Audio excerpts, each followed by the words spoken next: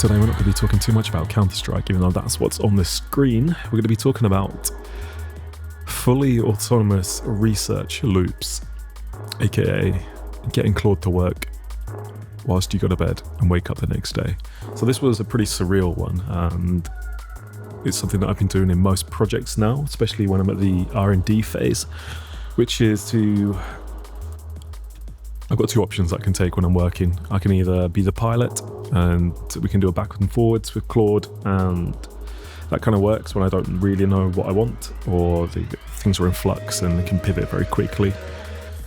Well, there's the second route, which I'm also really enjoying right now, which is the set and forget, which is to give all of the tools that Claude could possibly want to get the task done, build them out with him and say, okay, crack on, do it.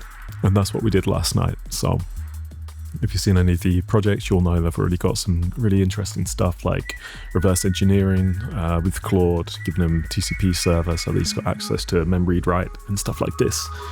Just so that he can go interact with the game internal memory and do debugging. On top of that, we built a Python orchestrator which pulls up or like spins up a game or a dedicated server, adds the bots, starts the training, collects everything, and then pulls it down at the end of it once we're finished, and then reports back to Claude to say, hey, this is what happened. It stores everything to a SQLite database as well, so Claude can just go in and see like, okay, what happened when the last training run, what was the best epoch? Okay, we've got a good checkpoint for it. Okay, let's load up another one, and it can recursively do this. So now we're in a position where last night, it's about 10 o'clock, and I just said, all right, Claude, I'm going to bed, man. Every 10 minutes, just check on the work, and let's get this done in a recursive fashion until we check in tomorrow morning, okay?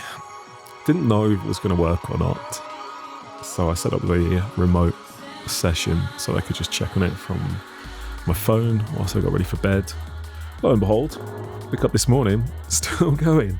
Fantastic. There was about I don't know, like 20 million steps done and a ton of iteration. All the dev logs, like I get them to do this dev journal, and I could read through everything that worked on over the last 8 hours or so that I went to bed.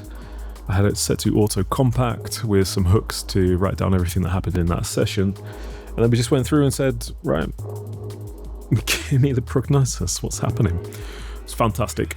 Honestly, really, it found a ton of bugs, fixed a ton of bugs, suggested some extra work, jumped into a new Git work tree and did some of that, recorded everything to demo so I can go watch it back, and this is actually the future.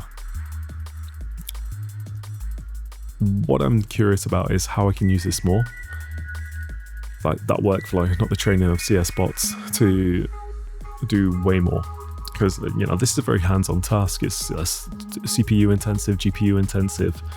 It takes up, it's not just reading back logs and seeing, oh, boy, what error do I get from my React app? It's nothing to do with that now.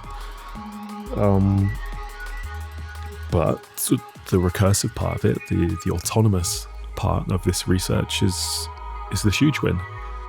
I don't really care if I get a working CounterStrike 2 bot or not. I can see in the background, jury's out. He can kind of aim, he can kind of shoot. He's kind of getting there, go on. Nearly. But this is the future. If you want me to do this for your business, or you have a project you want to work on that needs some autonomy and recursive research like this, give me a shout, because I would love to help. You can catch me on LinkedIn or just drop a reply in the comments below. Catch you in a bit.